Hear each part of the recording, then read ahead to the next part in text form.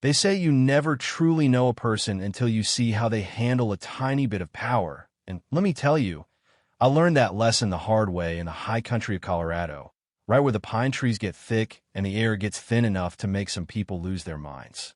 My name's Silas Thorne, and for most of my life, I've been the kind of guy who just wants to be left alone with a piece of walnut and a lathe, maybe listen to the creek run while I figure out how to fix a broken chair leg, because after 22 years as a combat engineer in the Army, silence is the one luxury I actually value. I inherited 60 acres of rugged, beautiful wilderness from my father, including a cabin he built with his own two hands back in the 70s, and the most important piece of dirt I own, ISN and Oppos. The one under the house, but the long, winding gravel ribbon called Blackwood Lane that connects my property to the main highway. Now, the thing about Blackwood Lane is that it's private, always has been, and always will be, but when a developer bought the land surrounding me back in 2018 and built a high-end, gated community nightmare called, in quote, the Peaks at Silver Creek, in quote, things started getting complicated. They marketed 45 massive mountain modern mansions to city people looking for a, in quote, rugged, quote, lifestyle, but the one thing the developer conveniently forgot to tell those buyers was that their only paved road out of the development sat right on top of my private land, and the only reason they had access was a handshake agreement I'd kept alive out of respect for the old neighbors.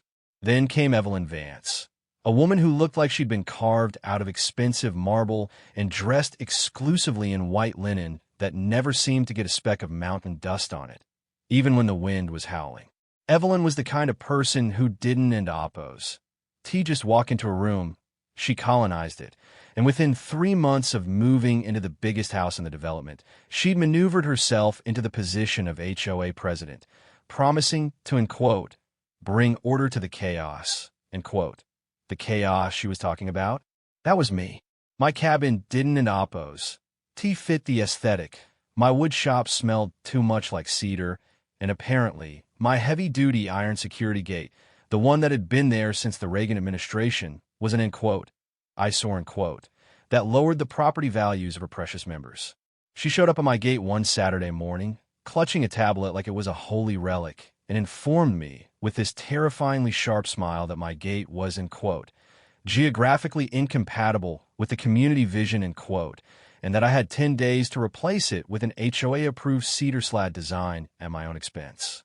I remember looking at her, smelling her perfume over the scent of the forest, and I just calmly told her that since my land was in Oppos, part of the HOA, her vision was her problem, not mine.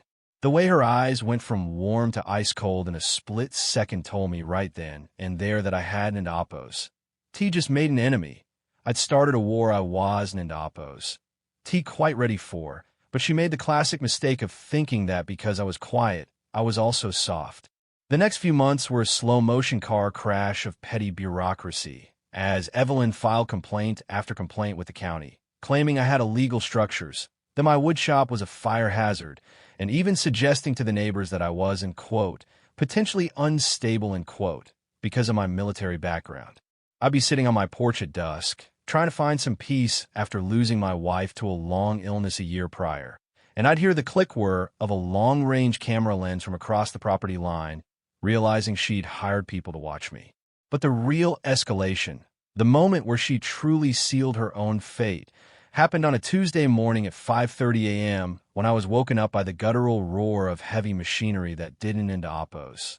Sound like it was passing by.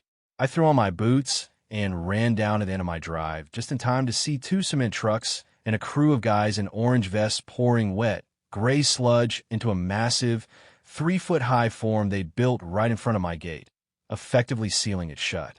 Evelyn was standing there in a North Face vest, holding a steaming mug of coffee, watching the concrete flow like it was liquid gold. And when she saw me, she didn't end Oppos. To even flinch, she just checked her watch and told me this was a, in quote, necessary safety bollard installation, in quote, authorized by the board because my gate posed a security risk to the children of the Peaks. She stood there, smirking behind her sunglasses, convinced she'd finally caged the mountain man. But what she didn't end Oppos, realized what none of those 45 families realized as they watched from their windows, was that by sealing my gate, She just built a wall across the only exit they had to the outside world.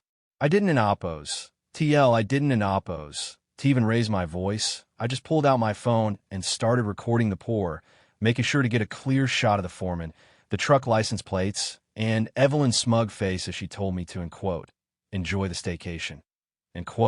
See, Evelyn was a realtor by trade, and she was used to bullying people into signing contracts. But she'd never met a combat engineer who had spent 20 years studying logistics and property law as a hobby. As soon as they finished the pour and the trucks rumbled away, leaving a massive, hardening block of concrete blocking my truck in, I went back to my cabin, made a fresh pot of coffee, and pulled out my father's old surveyor's trunk. Inside were the original deeds from 1974, and more importantly, the specific language of the temporary access easement I'd allowed the developer to use, which had a very specific, very beautiful, poison pill, clause. It stated that if the landowner's primary access was ever obstructed by the user of the easement for a period exceeding 24 hours, the easement would be immediately and irrevocably terminated, and the land would revert to, exclusive private use, with no further notice required. By 8 a.m., the first neighbor, a guy named Dave who worked in finance, tried to leave for the office and found himself staring at the same concrete barrier from the other side. And within 20 minutes, there was a line of 6 luxury SUVs idling in the road, honking their horns in a symphony of suburban panic. I grab a lawn chair, a thermos of coffee, and a book, and I walked down to the barrier, sitting right on my side of the line, just watching the chaos unfold as Evelyn tried to explain to a growing crowd of angry neighbors that this was a, temporary inconvenience for a long-term gain, The local sheriff, a guy named Miller who I'd known for years, pulled up with his lights flashing, looking at the concrete mess, and then at me, and I just handed him a laminated copy of the deed and the easement termination clause without saying a word. Miller read it, looked at the concrete, looked at Evelyn who was starting to lose her composure, and he just shook his head, telling her that since she'd built a permanent structure on private land without a permit and triggered a legal termination of the road access, he couldn't oppose. He forced me to let anyone through. Evelyn, he said, and I'll never forget the sound of it, You didn't oppose. T just blocked Silas in. You turned your whole neighborhood into a very expensive parking lot, and unless Silas here feels charitable, nobody's getting to work today. The look on her face was a masterpiece of crumbling ego, going from indignant to terrified as she realized that she'd not only bankrupted her HOA's reputation, but had potentially trapped 45 families in a legal nightmare that was going to cost millions to fix. By noon, the Peaks was in full-blown meltdown mode, with people realizing they couldn't oppose. To get their kids to school, couldn't oppose. To get to the airport, and more importantly, that emergency services couldn't oppose. To get in if something went wrong, and all because one woman wanted to control the aesthetic of a gate she didn't oppose. Tion.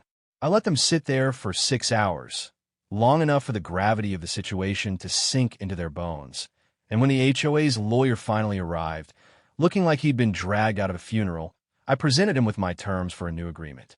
It wasn't oppose, about money, though I made sure they paid for the removal of the concrete and a hefty inconvenience fee that went straight to a veteran in oppose charity. No, it was about the fine print.